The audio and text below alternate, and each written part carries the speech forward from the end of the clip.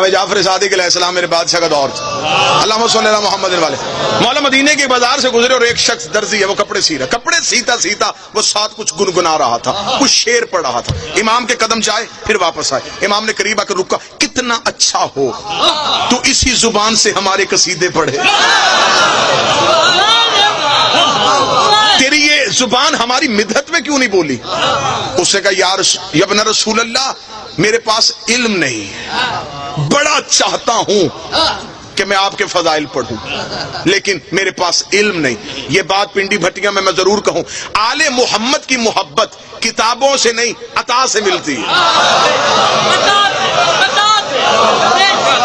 جتنے بھی میری قوم کے نوجوان بیٹھے ہو، میرے بادشاہ کا فرمان ہے ہمارے دشمنوں میں گھرے ہوئے ہو اور چاروں طرف سے سوالوں کی بارش ہو جائے. امام کہتے ہیں ایک لمحے کے لیے بھی اپنی جہالت میں پریشان نہ ہونا، آنکھیں بند کرنا، ہم 14 تیری زبان بھر کے گفتگو تو ہماری وکالت کا ارادہ کر، ہم تیری زبان پہ اپنی گفتگو جاری کر دیں. قبلہ اعظہار رضوی صاحب اتنا کہنا تھا. اسے کہا امام نے کہا کتنا اچھا ہو تیری زبان میری مدحت میں بولے. اسے کہا مولا میرے پاس تو علم ہی نہیں.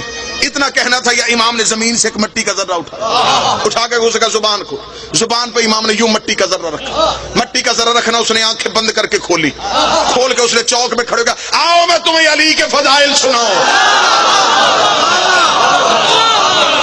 مجھے منبر عزت آل محمد کی قسم ہے، القطرہ کتاب میں لکھا ہے کہ لوگوں کا رش اکٹھا ہو گیا، اس نے علی کے فضائل پڑھنے شروع کر دیے. لوگوں کے ہاتھ دل پہ آ گئے. لوگوں نے کہا ہمارا دل اپنے سینے سے باہر نکل رہا ہے، ہمارے دماغ پھٹنے کے قریب آ رہے ہیں. یہ جو باتیں تو کر رہی ہے زندگی میں ہم نے کبھی کسی بشر سے نہیں سنی، یہ تو نے کہاں سے پڑھی ہے، یوں نے کہاں سے سیکھی ہے. اتنا کہنا یہ بستی سے باہر نکل گیا. اس نے دریا کے کنارے میں جا کے علی کے فضائل پڑھنے شروع کیے. پانی ابل ابل کے کناروں سے باہر آنا شروع ہو گیا. اس نے منہ آسمان کی طرف کر کے پڑھنے شروع کیے. پرندے پھڑک پھڑک کے زمین پہ گرنے شروع ہو گئے. یہ مدینے کی بستی میں داخل ہوا، لوگوں نے اپنے گھروں کے دروازے بند کر لیے.